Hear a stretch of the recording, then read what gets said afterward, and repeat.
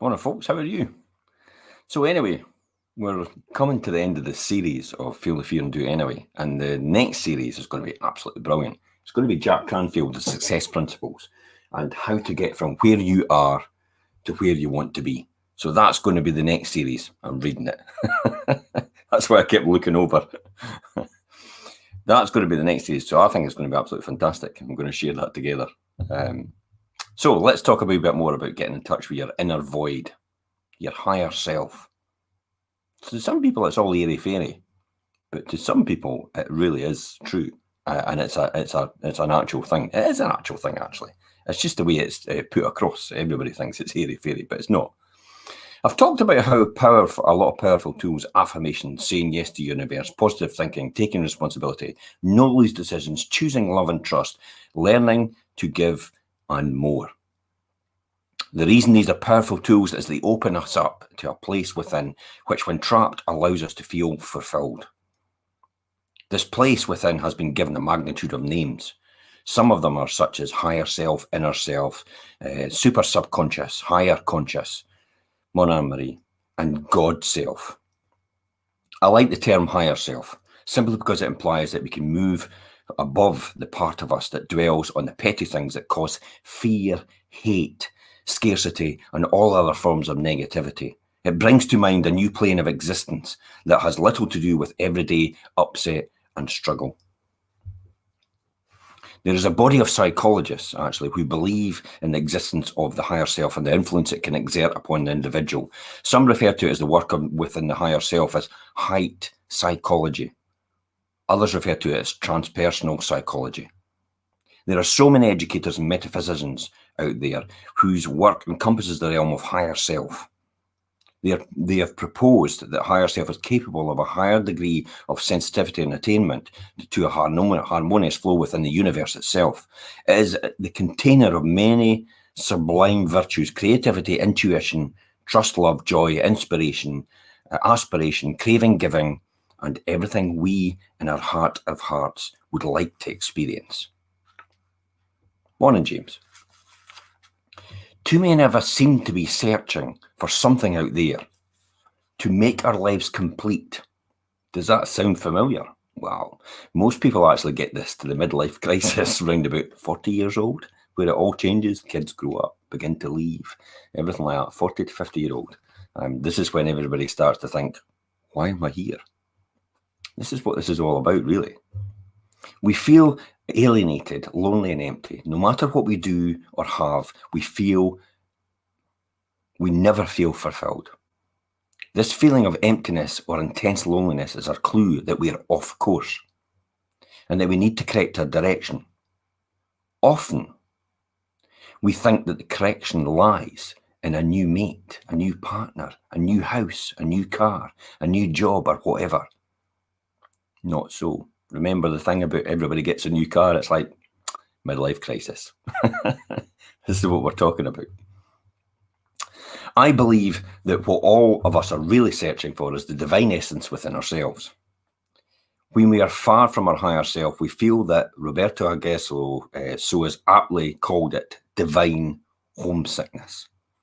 When you're feeling this sense of being lost or off course, the thing to do is find your way home again, is simply to use the tools that will align you with your higher self and thus allow the good feelings to flow once again. You must ask, where has this higher self been hiding all my life? We often hear the expression mind, body, and spirit. It's often used to define our whole being. Modern society has primarily been concerned with the body and the mind. The spirit, which encompasses the higher self, has somehow got lost in the shuffle. As yet, there are relatively few places that teach anything about the higher self. So it's not surprising that we are focused almost totally on the intellectual and physical parts of ourselves. In fact, many of us haven't even been aware that we have a spiritual part within. Add to that the fact that many people don't even like the word spiritual. They tune out immediately as it's mentioned. The reason is they confuse spiritual with religion of God. For those that are not religious, the word spiritual is a turn-off. But that's not the spiritual we're talking about. The way I use this word will be acceptable to you, whether you're religious or not. When I speak of the word spiritual, I speak of the higher self, the place within that is loving, kind, abundant, joyful, and all those other qualities I mentioned earlier. Believe me when I tell you, unless you're conscious or unconsciously tap into your spiritual part within, you will experience perpetual discontent. Believe me when I tell you that unless you consciously or unconsciously tap into that spiritual part within, you will experience perpetual discontent. Morning, Margaret. The cars, the houses, the boats, the holidays are not going to make any difference when it comes down to this. It is a feeling within. I am sure that every one of you has at times operated from a spiritual part of yourself without labeling it as that. Have you ever given something to someone and felt so good it brought tears to your eyes? Have you ever been so overwhelmed by the beauty of something, the sunset or a flower, and you were filled with a sense of abundance as a result? Have you ever looked beyond someone's ugly behaviour and felt only love for them as you saw their pain within? Have you ever cried tears of joy in a movie when a character overcame a severe obstacle?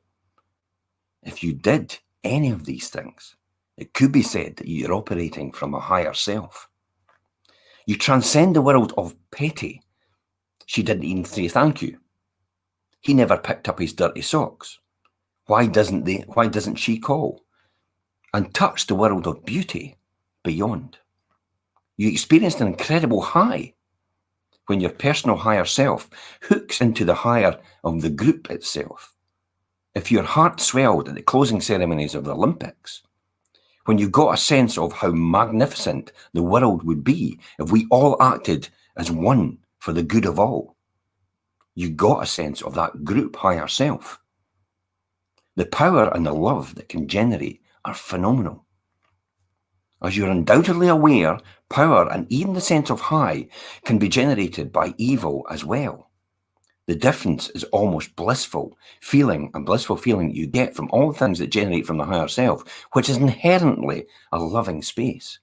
Power from a negative place does not alleviate our divine homesickness. In fact, it takes us far, far from home. Thus, when you temporarily have a sense of power leaves you, you are felt left and lost and lonely and frightened. When you operate from the higher self, you feel centered and abundant, in fact, overflowing. When you experience this abundance, your fears automatically disappear. The higher self is also in operation when you create miracles in your life. The power to lift a car if a loved one is trapped underneath. I know you're all thinking Incredible Hulk here. Or the power to accomplish a monumental task that everyone has told you is impossible. I've often heard people say, I don't know how they did it, but I did it. I don't know how I did it, but I did it. Their power came from their higher self. And I'll see you all tomorrow. In fact, I'll see some of you at 9:30 because we've got our 5 property show.